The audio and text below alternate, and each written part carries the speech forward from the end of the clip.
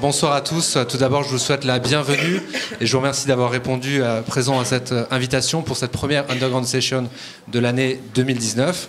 Je suis Sylvain, directeur de Happier Here en France, et pour ceux qui ne connaissent pas encore Happier Here, c'est une plateforme de location de boutiques éphémères et de showrooms à Londres, à Paris et à New York, permettant de donner vie à des centaines d'idées chaque mois. Pour célébrer toutes ces idées, nous organisons plusieurs fois par an des sessions underground, débats intimistes rassemblant un panel d'experts autour d'une thématique. Le secteur food est en pleine révolution, nouveaux lieux de vie, nouveaux usages dans l'alimentation, arrivée de nouveaux acteurs tels que la food tech. Bref, les règles changent. Et pour en parler aujourd'hui, j'ai le plaisir de recevoir 4 invités, et je vous demande de les applaudir.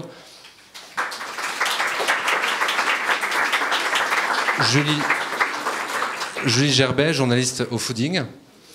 Élise Servant, fondatrice du restaurant Papille, situé dans le 9e arrondissement. Alexis Cohen, directeur France de l'application Karma. Et enfin Virginie Godard, créatrice du Food Market. Et nous sommes ravis d'être aujourd'hui en partenariat avec iZettle, qui propose des solutions et applications innovantes et facilite les paiements. Vous les rencontrez à la fin de cette discussion autour d'un cocktail dînatoire proposé par Maison Lacaille et Kefiz. En accord avec nos invités, nous avons décidé d'axer cet échange autour de 4 thèmes. Instagram ou manger avec les yeux, les applis food tech, nouveaux lieux, nouvelles atmosphères, et enfin, quel avenir pour la food? Petite présentation rapide. Julie, après des études à la Sorbonne où j'ai essayé de vous orienter vers la gastronomie, vous êtes journaliste notamment pour le Fooding, Milk Décoration et Gratia. Il y a un an, vous avez créé le podcast À Poil, qui partage l'histoire des chefs cuisiniers et entrepreneurs food. Élise, vous avez fait vos études de commerce à l'ESSEC et à la Bocconi en design et mode, et après un passage chez Estée Lauder en marketing et un rôle de directrice d'opération chez Bocco, vous avez créé votre coffee shop bistrot Papille dans le 9e arrondissement de Paris. Alexis, diplômé en business à Audencia, vous avez tout d'abord travaillé à la Société Générale puis à DC Advisory avant de rejoindre Uber où vous avez passé 3 ans. Vous êtes désormais directeur France de Karma, une application qui lutte contre le gaspillage alimentaire. Et enfin, Virginie, après avoir travaillé au Who's Next pour l'ensemble des événements liés à la gastronomie, vous avez créé le Food Market, un lieu ouvert une fois par mois à Paris et à Lyon. Et vous avez également créé l'agence LFM, spécialisée dans la production d'événements food. Tout est correct? C'est bon. Alors, pour commencer, on va parler de Instagram et du fait que la food, c'est un sujet qui se partage sur toutes les plateformes, sur Instagram, mais aussi sur Snapchat, sur Facebook, sur YouTube. Et on parle même de la tendance du food porn, avec parfois une tendance poussée à l'extrême, qui est de prendre en photo son plat systématiquement avant de le goûter. Ma première question est pour Élise. Est-ce que c'est parfois un peu frustrant de voir vos clients, les gens qui viennent dans votre restaurant et qui finalement passent leur temps sur leur smartphone, prennent en photo les plats avant même de les goûter finalement? Frustrant, en réalité, non. La frustration, c'est plutôt gratifiant, parce qu'on ne va pas se mentir, il y a une recherche esthétique, de toute façon, dans la cuisine et dans la restauration, et que, en fait, ce qui va motiver les gens à sortir de chez eux pour venir chez moi, et dans tous les restaurants, c'est de vivre une expérience. Cette expérience-là, elle va passer par les sens. Donc, ça va être l'ouïe, le goût, la vue, le toucher, et donc ça va se passer évidemment en salle, mais aussi et surtout dans l'assiette. Donc, c'est plutôt bon signe quand on prend en photo le plat. J'en ai parlé avec mes équipes, du coup, je leur ai posé la question. Je leur ai dit, mais en fait, vous, votre ressenti là-dessus, ils trouvent ça formidable aussi. Quand j'écoute le podcast à Poil, tous les chefs en parlent aussi beaucoup de l'esthétique.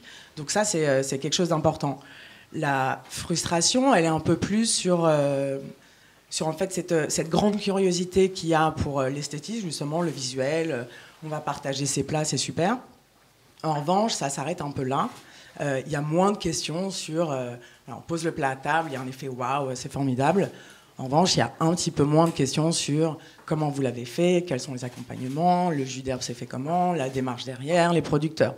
Donc il y a un peu beaucoup en réalité, effectivement, d'apparence et un peu moins sur voilà, qu'est-ce qu'on y a mis derrière, nous. Mais l'esthétique a une place importante, à la fois pour les plats, mais aussi pour le restaurant lui-même. Oui. Évidemment. Et moi, en plus, je suis sur un positionnement qui est un petit peu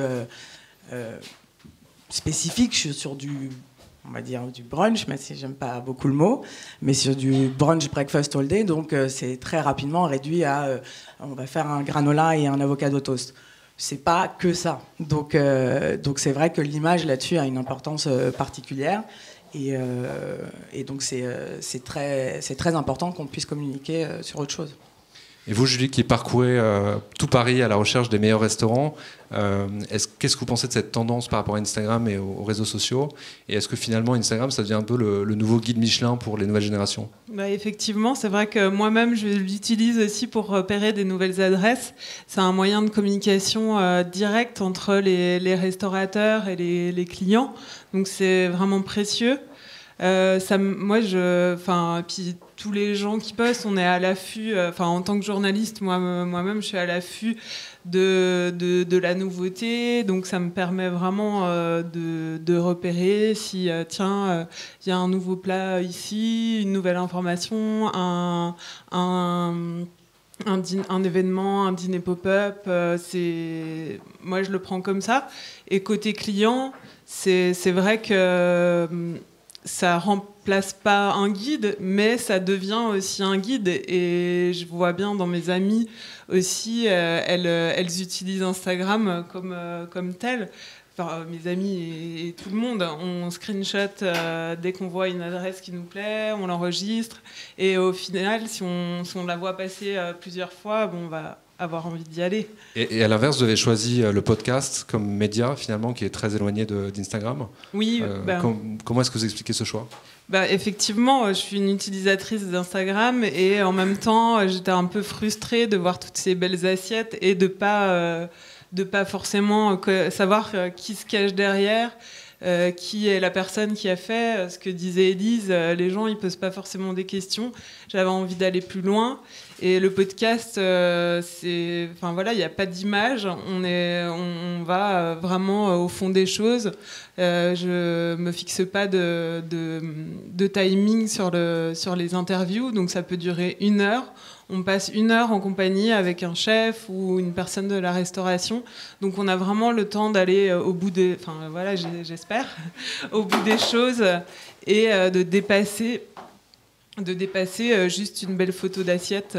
C'était ça. J'étais journaliste, j'avais cet accès aux cuisines, mais c'est vrai que j'avais aussi la frustration de ne pas pouvoir exprimer tout ce que je voulais dans un magazine, parce que souvent on est coupé ou c'est la moitié d'une page. Est-ce que tu peux faire un mini article de 5 lignes sur tel restaurant?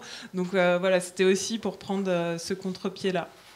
Et pour rester un petit peu dans la technologie, on parlait d'Instagram. Évidemment, aujourd'hui, il y a de plus en plus d'applications dites food tech. Donc on parle évidemment beaucoup de Uber Eats, on a parlé aussi de Deliveroo, mais il y a d'autres applications qui sont liées en fait au gaspillage, ou en tout cas empêcher le gaspillage et favoriser ça. Donc Alexis, quel est un petit peu le fonctionnement de Karma? C'est une application qui vient de Suède. Exactement.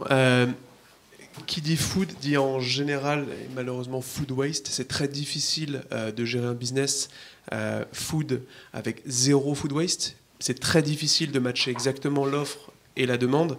Et donc, par définition, quand vous avez 0 food waste, ça peut être que vous avez des clients insatisfaits que vous n'aurez pas réussi à servir. Donc, on sait un petit peu à l'échelle d'une ville comme Paris, sur l'ensemble des restaurants et des supermarchés, quel est le pourcentage des produits qui sont finalement jetés.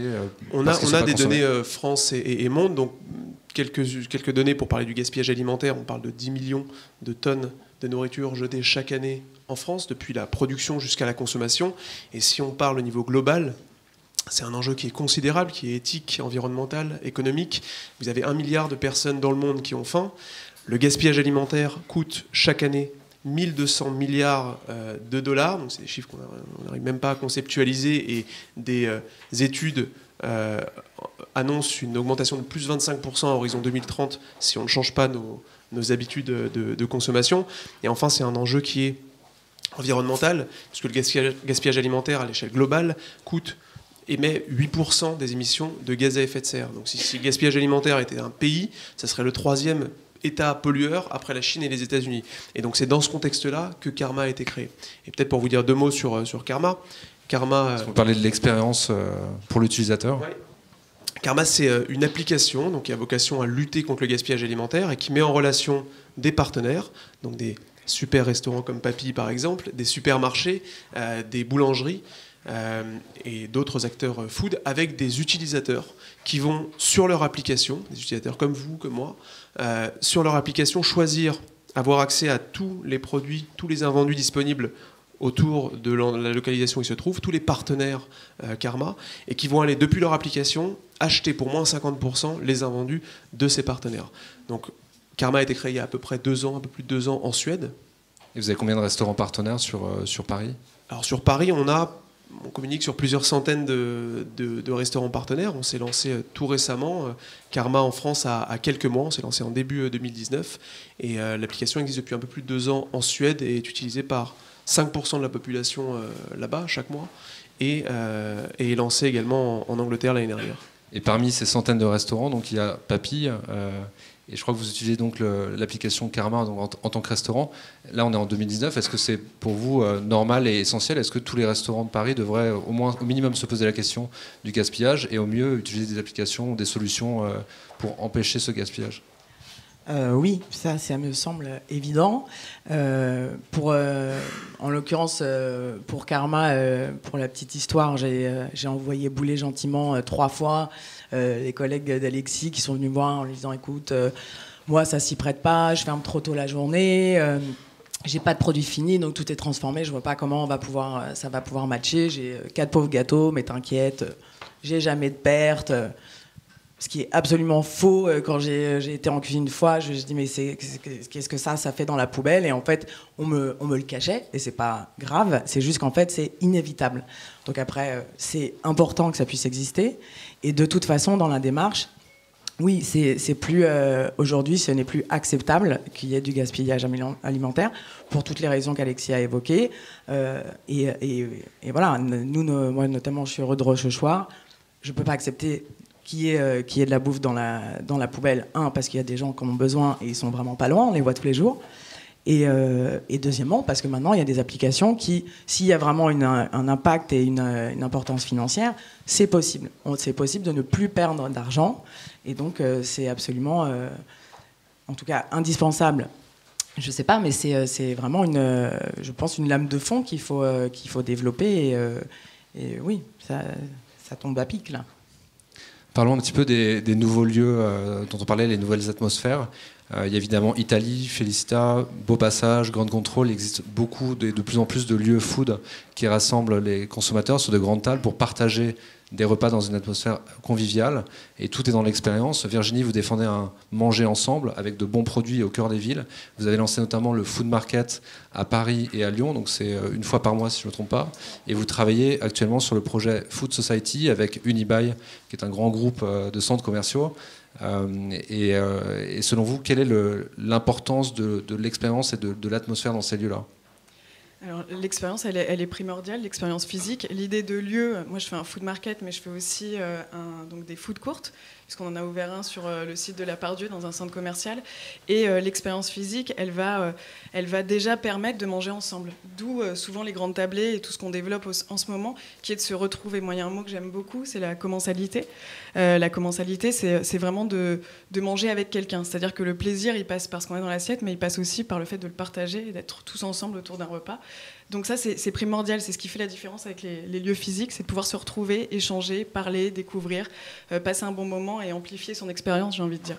La deuxième chose, c'est aussi de voir le produit, de voir le chef, de voir la cuisine, de voir la transformation. Déjà, ça donne faim, premièrement. Le bruit, l'odeur, le food market, ça fume, ça crie, ça frit. Du coup, ça donne extrêmement envie de manger. Et deuxièmement, c'est rassurant, puisque c'est fait devant les personnes. Donc c'est pour ça qu'on assiste depuis quelques années maintenant aux open kitchen, en tout cas les cuisines qui s'ouvrent dans les restaurants, les show kitchen, mot que je déteste, mais show kitchen, où en fait on fait à manger devant les gens pour leur montrer ce qui est fait. Tout ça participe à l'expérience physique et fait qu'il est très important aujourd'hui, avec l'heure du digital, de se rassembler et de continuer à partager des moments ensemble autour de la nourriture. Et pourquoi est-ce qu'il y a aussi peu de food markets dans une ville comme Paris ? J'étais encore la semaine dernière à Londres.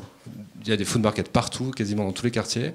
À Paris, il n'y en a quasiment pas. Est-ce que c'est à cause, sans accuser personne, à cause des restaurateurs qui parfois ont un petit peu peur d'une concurrence ? ou est-ce qu'il y a une réglementation qui est différente? Pourquoi est-ce qu'il y a très peu de food market en France? Non, je pense qu'on ne peut pas incriminer les pauvres restaurateurs. Ce serait vraiment un peu salaud. Non, c'est parce que c'est pas notre modèle. C'est-à-dire que la France, elle a quand même ce truc d'aller au restaurant, de manger, de se retrouver. On a le repas à la française qui est inscrit au patrimoine mondial immatériel de l'UNESCO, qui est bien manger ensemble, se retrouver, manger pendant 4 heures, entrée, plat, dessert, un digestif à la fin. Et nous, on n'était pas du tout prêts à avoir quelque part des food markets, des food courtes. Et puis le food court et le food market, il est indissociable de la street food, cuisine de rue. Donc d'un manger qui était réservé des classes ouvrières au départ, qui n'était pas de la haute gastronomie. Et ça, c'est des choses aussi où on était en recul. C'est-à-dire qu'on parle de l'Asie. L'Asie mange comme ça depuis des années. Donc il y a des food courts, des food markets depuis longtemps. Les États-Unis, New York, Coney Island, début du siècle, il y avait déjà des hot dogs. Nous, la France, c'était vraiment le casse-dalle de l'ouvrier, mais c'était pas quelque chose qui était cool d'acheter. Et on a mis beaucoup de temps à y venir. Et donc, je pense que cet essor est venu avec l'essor de la street food et également un peu en retrait et un peu en retard par rapport aux autres pays d'Europe notamment. Et à Paris, il y a beaucoup de lieux où il y a beaucoup d'espaces de friches qui sont en train d'être transformés en lieux de vie. Est-ce que c'est une vraie tendance que vous avez observée dans Paris?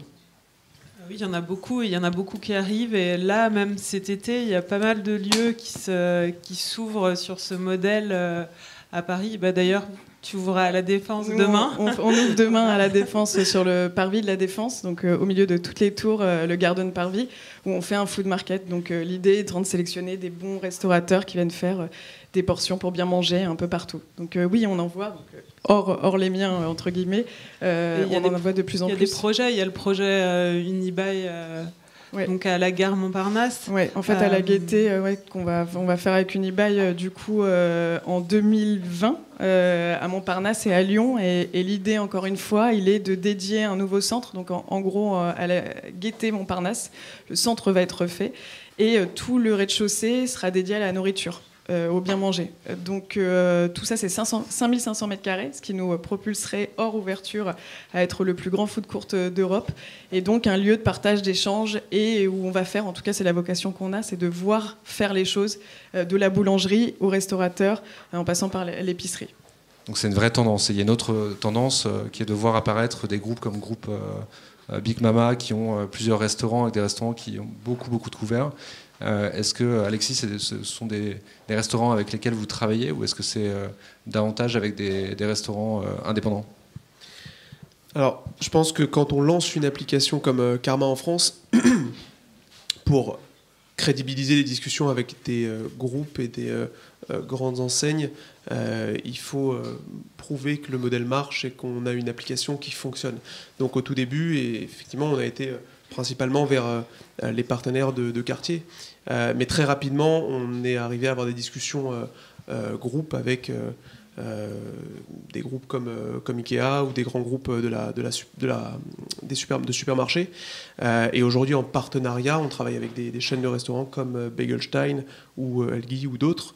Je pense que tous les partenaires qui travaillent de près ou de loin dans la food sont des partenaires potentiels Karma. Parlons un peu des tendances, c'est le thème du talk de ce soir, vraiment les tendances food en 2019. Julie, on l'a vu, il y a beaucoup de changements, beaucoup de nouveaux lieux.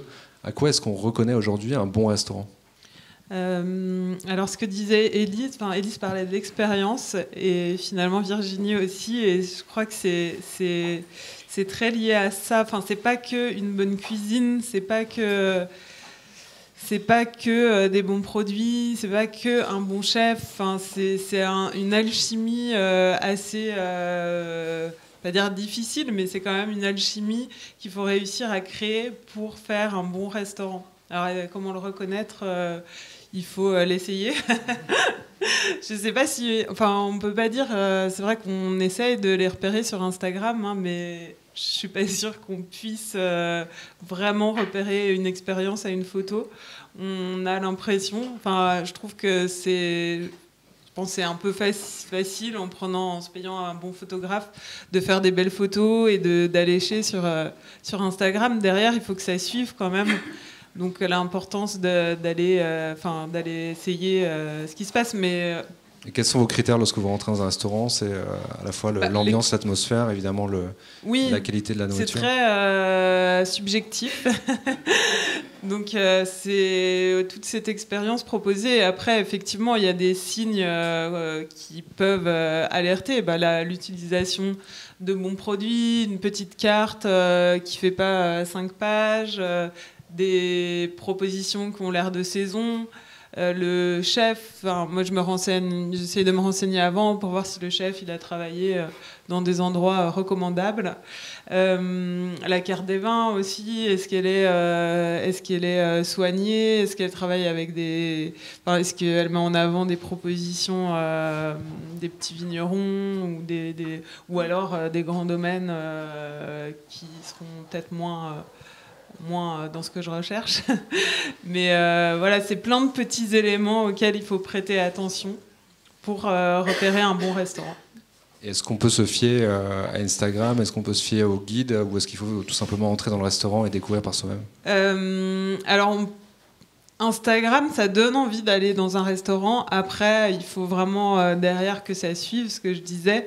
Et je suis pas sûre qu'on puisse vraiment se fier. On peut se fier pour défricher ou pour chercher des nouvelles adresses. Mais derrière, il faut que l'essai soit transformé. Donc, rien ne vaut le test. Et c'est pour ça que les guides ont encore leur importance, je trouve, parce qu'ils permettent de faire le tri dans ce qui est bon ou c'est pas bon. Après, il faut aussi trouver son propre guide, parce que le Michelin n'est pas le fooding et le fooding n'est pas le Gomillot, et il faut trouver le guide qui est en phase avec ce qu'on aime, ce qu'on attend. Et aussi, ça peut être aussi des Instagrammeurs ou des influenceurs qui, on sait qu'on peut leur faire confiance, ils aiment les mêmes choses qu'on aime, et dans ce cas-là, ces personnes deviennent des référentes. Juste pour rebondir sur les nouvelles tendances, et ce qu'on a remarqué chez Karma, c'est qu'une des tendances du consommateur, c'est aller vers plus de transparence aussi et plus de choix. Et ça, je pense que c'est valable dans la restauration et aussi pour les applications. Karma a été disrupteur en termes d'application de lutte anti-gaspillage alimentaire, puisque c'est la première application en Europe à proposer au consommateur le choix, à l'utilisateur le choix du produit qu'il va aller récupérer. On ne fonctionne pas du tout sur un mode panier mystère, et on considère que c'est des nombreux retours qu'on a des consommateurs, c'est ce qui les séduit, le choix et la transparence. Pour revenir sur la question des guides, Élise, est-ce que vous regardez avec beaucoup d'attention les commentaires sur Internet, les photos sur Instagram par rapport à votre restaurant Papille? Bien sûr. Mais c'est la complexité. Moi, j'ai ouvert il y a 2 ans, et en vrai, la vraie complexité, c'est que les guides sont de plus en plus. En fait, c'est pas qu'ils sont de plus en plus rares, c'est en fait ils sont diversifiés. Donc, par exemple, Julie, pour moi, est un guide sur Instagram, parce que effectivement, je pense qu'on a les mêmes référents. Et donc, aujourd'hui, pour moi, en tant que restaurateur, si je veux communiquer, c'est plus... Bon, on va pas se mentir, le fooding, c'est bien. Mais c'est plus que le fooding. Et quand moi, je m'adresse aussi... je suis au pied de la butte Montmartre, j'aimerais bien que les touristes me connaissent un peu mieux.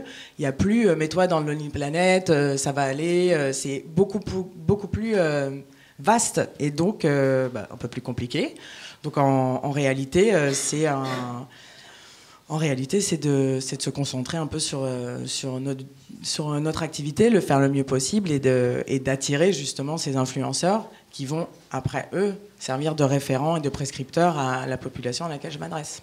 C'est vrai que la difficulté côté restaurateur, c'est qu'il faut être un peu partout. En fait, aujourd'hui, pour occuper un vaste terrain et toucher le plus de monde, en fonction de ses cibles, mais en tout cas, toucher ses bonnes cibles.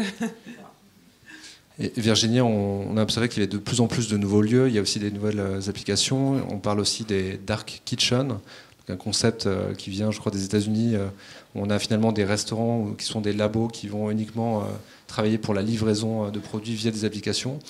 Quel est l'avenir, selon vous, de la food avec tous ces nouveaux changements, tous ces changements qui arrivent? Pas facile la question. Merci. Je peux répondre sur Instagram, moi. Mais non, je pense qu'il y a deux choses dans la question. Tout ce qui est nouvelles applis, les dark kitchen, les Deliveroo qui montent des laboratoires où les restaurateurs viennent carrément dans le laboratoire Deliveroo pour livrer les plats à domicile, ça répond à un besoin qui est le besoin actuel de transparence, de mieux manger, de savoir ce qu'on consomme et de vouloir consommer mieux, VS, le temps qu'on n'a pas, et qui était un petit peu ce que les produits industrialisés comblaient. C'est-à-dire on n'avait pas le temps, on ouvrait un plat préparé. Là, en gros, c'est la solution actuelle dans des villes, dans des grandes villes, pour des gens comme Paris, ce qui n'est pas le cas forcément en province. Il y a déjà ça, mais je pense que l'avenir, il passe forcément par l'expérience physique. On parlait de guide. Aujourd'hui, Instagram, c'est une jolie vitrine. En revanche, le guide, il reprend sa force, mais même les outils papier, l'expérience physique, le papier, les guides, tout ça reprend une place qui est fondamentale parce qu'on manque de repères et que tout ça est beaucoup d'images et d'essayer de comprendre dans un monde qui va vite. Donc pour moi, l'avenir de la food, il repasse par des lieux physiques, il repasse par de l'humain, de la transparence, de savoir d'où vient le produit, comment il a été cuisiné et qui le prépare aussi. On oublie toujours, on est très dans le local, dans tout ça, mais on n'est pas sur l'humain. Et parfois, il y a des démarches qui sont peut-être pas le meilleur produit cultivé dans les meilleures conditions, mais il y a un humain qui se bagarre derrière, et ça, c'est aussi à valoriser. Et on parlait de la transparence lorsqu'on commande sur une application type Deliveroo ou Uber Eats. On ne sait pas vraiment si c'est un restaurant ou si c'est une dark kitchen. Est-ce que c'est un problème de transparence ? C'est compliqué, ça répond juste aussi aux besoins de manquer de temps. C'est-à-dire que c'est un serpent qui se mord la queue, on n'a pas le temps, il faut que les livraisons elles soient faites en moins de 5 minutes. Donc la solution est de prendre des bons restaurateurs dans une cuisine qui est gérée par le support. On en arrive à un espèce de cercle vicieux qui, je pense pas que ça enlève de la transparence, juste ça rend le truc quand même beaucoup moins sexy, soyons clairs, de s'imaginer plein de gens qui œuvrent dans une grosse cuisine généralisée. On s'éloigne petit à petit de l'artisanat, d'où je pense l'émergence de sites type Frischti ou autres, qui essayent de revaloriser de la cuisine dont ils gèrent encore les choses, bien que tout ça tend à devenir compliqué et aussi. Frischti, je crois qu'Alexis, chez Karma, vous travaillez avec Frischti, c'est l'un de vos partenaires ? Oui, on travaille avec très nombreux partenaires resto, supermarchés, mais aussi avec des plateformes type Frischti, type Top Chef, type Food Cherry. On a un partenariat aussi avec Deliveroo, et je pense que ça répond à des problématiques que font part tous les restaurateurs qui bossent avec ces plateformes depuis très longtemps. Voilà, donc on continue à bosser avec eux. Élise, selon vous, quel est le futur de la food ? Alors, selon moi, concrètement, je ne sais pas bien, mais en tout cas, elle sera responsable et elle se doit de l'être. Déjà, on n'a pas tellement le choix, vraiment. Je crois qu'il y a de l'urgence et qu'on a la chance, en plus, parce qu'on est à Paris, et d'avoir effectivement des applications, en tout cas des gens qui se bougent pour. Donc, il y a Karma. Moi, je travaille avec les alchimistes pour le compost, qui est un vrai engagement, parce que en fait, je rémunère donc ces personnes qui vont venir me donner des bacs 3 fois par semaine où tous les déchets organiques sont récoltés, et eux en font du compost localement en plus, ça traverse pas toute la France, et ils le revendent. Donc c'est un engagement de la part du restaurateur, mais qui me semble être d'une évidence criante, et j'espère ne pas être au pays des bisounours pour me dire que dans 10 ans, la mairie de Paris aura mis à disposition des bacs bleus pour, au même titre qu'il y aura qu'il y a les autres bacs des autres couleurs, le jaune, le vert. Maintenant, il y aura un bac bleu parce que ça peut se faire déjà, et que c'est indispensable. Et même à titre personnel, voilà, c'est un volume délirant au restaurant. Je n'ai plus jamais une poubelle verte qui déborde, alors que c'était le cas 3-4 fois par semaine, où c'était la poubelle plus 5-6 sacs de 100 litres. Là, ça n'existe plus. Donc, c'est possible. Ça, et puis la récolte, pareil, des déchets par la mairie de Paris, 2 fois par semaine sur les bacs jaunes, sur les restaurants. Donc moi, je suis une petite structure, mais j'imagine des McDonald's, les gares, enfin tout ça, moi, ça m'angoisse rien que d'y penser. Je pense que c'est là que ça va se jouer. Et responsable aussi en amont, c'est-à-dire de donner encore plus d'importance et encore plus de valeur aux acteurs en amont, aux producteurs, comment ils travaillent, ce qu'ils font, comment ils font, et de valoriser ce travail-là. Et je ne suis pas du tout exempte de ça, parce que j'ai un toast avocat à la carte qui ne pourra plus exister, je me donne un an, parce que l'avocat, forcément, ça vient de très très loin. Et en plus d'essayer de travailler encore plus en local et de trouver des alternatives à ça. Mais ça va passer. C'est vrai que pour rebondir à ce que dit Élise, il y a 10 ans, quand on parlait d'être éco-responsable, de changer nos modes de consommation, on était des écolos marginalisés. Aujourd'hui, parler de lutte contre le gaspillage alimentaire et d'agir de manière responsable, c'est vraiment quelque chose d'actualité, c'est vraiment une tendance de fond qu'on voit. On a Macron qui a cité il y a quelques semaines la lutte contre le gaspillage alimentaire comme 2-3 piliers suite à la publication du rapport sur la biodiversité publié par l'ONU. Et c'est vrai que nous, dans les utilisateurs, on constate, on a un groupe très important d'utilisateurs qui sont les utilisateurs éco-responsables, ceux qui ont l'impression, enfin, qui ont envie de changer leur mode de consommation et qui adoptent Karma et qui achètent sur Karma presque dans une démarche militante. Donc l'avenir sera a priori responsable. Ouais, je me permettais juste de rebondir aussi en ayant des événements. C'est indissociable aujourd'hui. On ne peut pas parler de food et de nourriture et de futur sans parler de tout ça. Nous, on se bat au quotidien sur des événements. On crée un événement et on crée un monstre dans le même temps puisqu'on crée énormément de déchets. Et c'est des vrais enjeux. C'est-à-dire qu'aujourd'hui, à la mairie de Paris, il n'y a pas forcément de quoi recycler. Donc nous, on est en train de prendre un virage. On interdit les bouteilles plastiques aujourd'hui sur le food market et sur tous nos événements. On travaille sur des food courts. Moi, j'ai comme ligne directrice d'interdire le plastique aussi. Tout ça participe à ce que la nourriture doit être. Je donne l'exemple du plastique, mais surtout le reste aussi. Mais c'est étonnant de voir que des petites structures ou des restaurants indépendants le font et finalement des grands groupes. Je crois que Starbucks, j'ai entendu l'autre jour que les cups de Starbucks n'étaient pas recyclables dans le monde entier. C'est une hérésie. Ils sont plastifiés à l'intérieur. En fait, le papier est autour. Ce qui empêche de les recycler. Oui, mais c'est un vrai sujet, mais notamment moi j'ai commencé Deliveroo il y a quelques mois.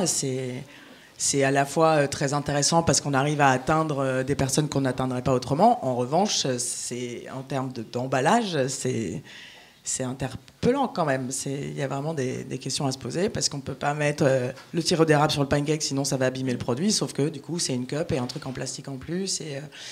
Donc voilà, je pense qu'on est tous un peu tiraillés dans cette prise de conscience à titre personnel et professionnel, et qu'en même temps, on est toujours plus nombreux à commander sur Deliveroo. Et il y a peut-être un retour à l'authenticité après avoir utilisé ces applications. Vous retrouvez de l'authenticité. Julie, comment est-ce que vous allez qualifier le futur de la food? Si vous avez un adjectif. En termes de restauration, je trouve qu'il y a un écart qui se creuse un peu entre d'un côté la comfort food et tout ce qui est street food, ce qu'on peut consommer sur le pouce ou assez rapidement, et des lieux plus élaborés, ou avec une cuisine en tout cas plus travaillée, qui sont où on sort vraiment, on va quasiment au spectacle, on s'offre cette expérience. L'expérience est partout, mais l'écart se creuse entre ces deux types d'établissements, j'ai l'impression. Et ça va, je pense que ça va continuer. Très bien, merci à tous les quatre d'avoir partagé vos expériences. Il y a peut-être des questions dans la salle. La première est toujours la plus difficile. Oui, je sais pas si on a un micro, peut-être. Ça va aller. Vous avez parlé à un moment de reconnecter les restaurateurs et leurs clients. Aujourd'hui, qu'est-ce qui se met en place un peu en France ou ailleurs pour reconnecter les restaurateurs avec leurs clients? Les podcasts, par exemple. Il y a aussi tout ce qui est pop-up restaurant, c'est d'organiser des échanges de chefs, d'organiser des choses un peu qui sortent de la programmation habituelle du restaurant, entre guillemets, donc inviter un chef, cuisiner à deux, et qui permettent de faire revenir les gens dans les restaurants en bookant sur une édition spéciale leur place. Il y a aussi des collaborations, je crois qu'Élise, vous travaillez aussi avec Mamiche en partenariat, il y a certains produits qui viennent de la boulangerie? Ah bah oui, tout le pain vient de chez eux. Oui, plus qu'une collaboration, c'est que globalement un restaurant a besoin d'une boulangerie, mais Non, pour répondre à la question, pour reconnecter avec le client, c'est un beau challenge. Nous, c'est une question qu'on se pose tous les jours, parce qu'il y a évidemment cette sanction de l'avis qui devient vraiment quelque chose de très très présent chez nous. Et donc, évidemment que c'est toujours très intéressant, une critique. Mais souvent, la question qui vient des équipes, c'est pourquoi on n'est pas venu nous en parler en vrai. Et cette connexion, en fait, on se dit qu'il y a quelque chose qu'on rate parce que pourquoi on ne se sent pas, nous, clients, à même et à l'aise de pouvoir dire ça m'a pas plu. Et peut-être même si c'est dit maladroitement, on reste des professionnels et donc on va pas mal le prendre, c'est-à-dire que j'ai trouvé ça dégueulasse, fine. Développe. Et on va aller creuser, c'était quoi la température, la texture. En fait, tu voulais une côte de bœuf, clairement, le toast avocat, ça n'allait pas aller de toute façon. Mais c'est à nous de faire ce tri-là.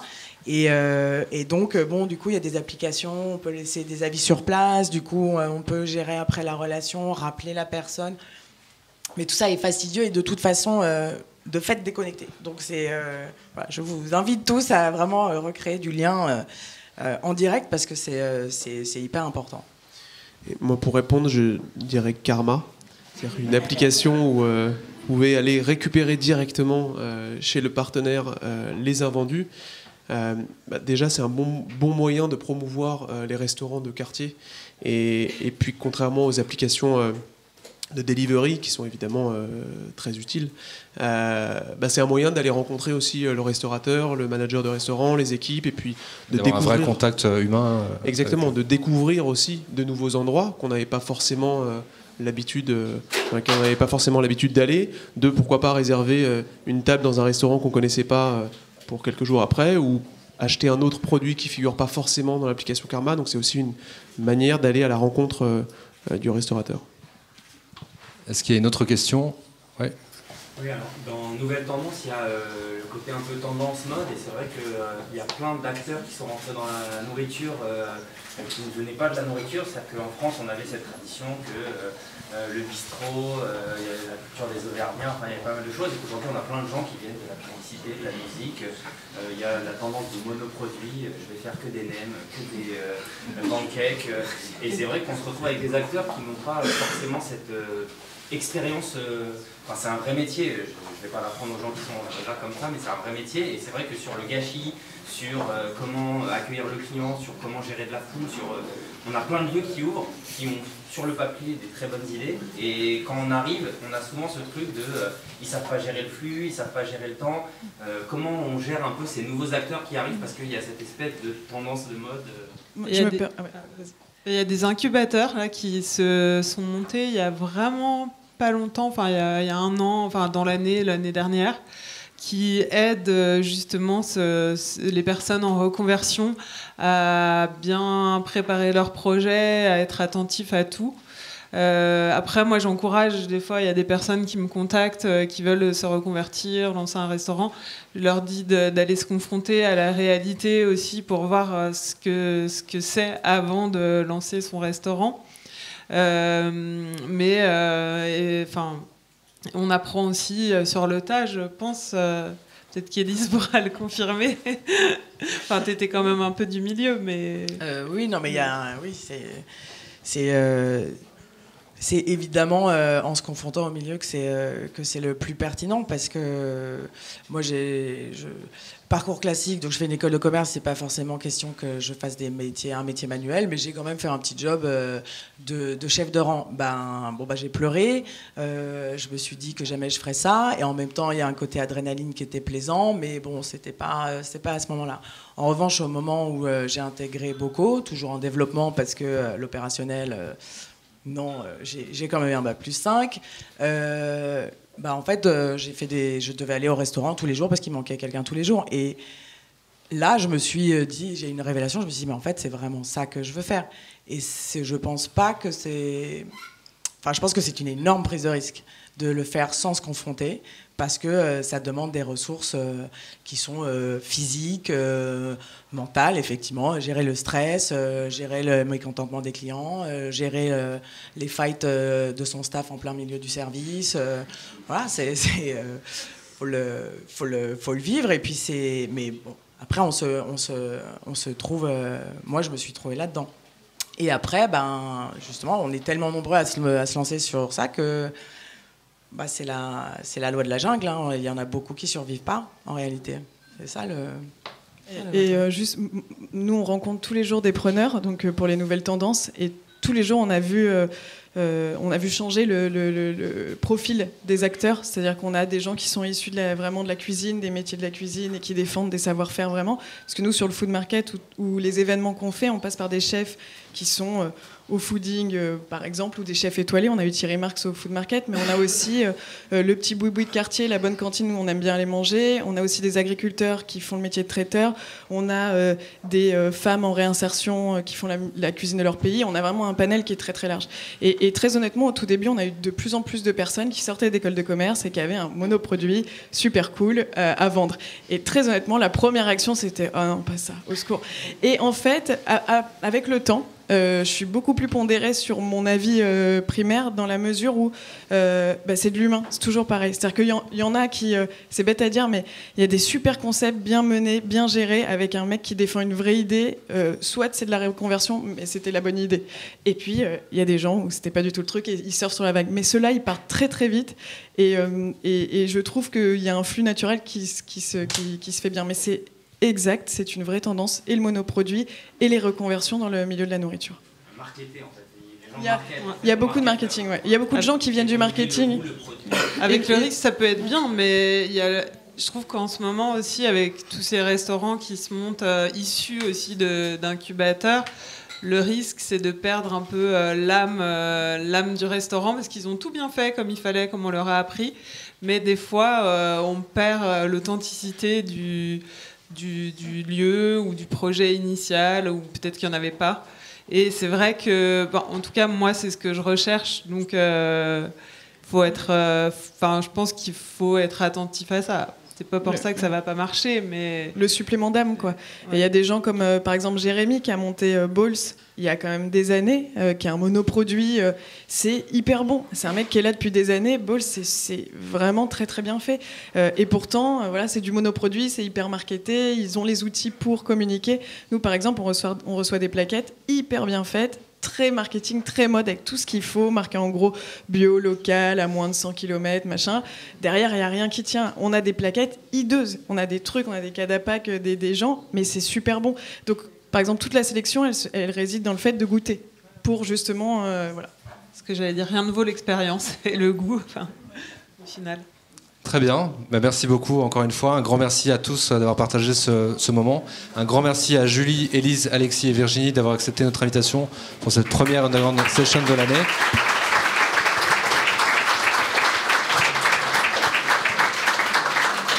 Merci également à MR Agency et à Mélissa de nous avoir accueillis dans cet espace. Merci à Alexandra et à l'équipe Apierre pour l'organisation. Merci à notre partenaire iZettle. Et je vous propose de poursuivre cet échange avec nos invités autour d'un verre. Merci beaucoup, très bonne soirée à tous.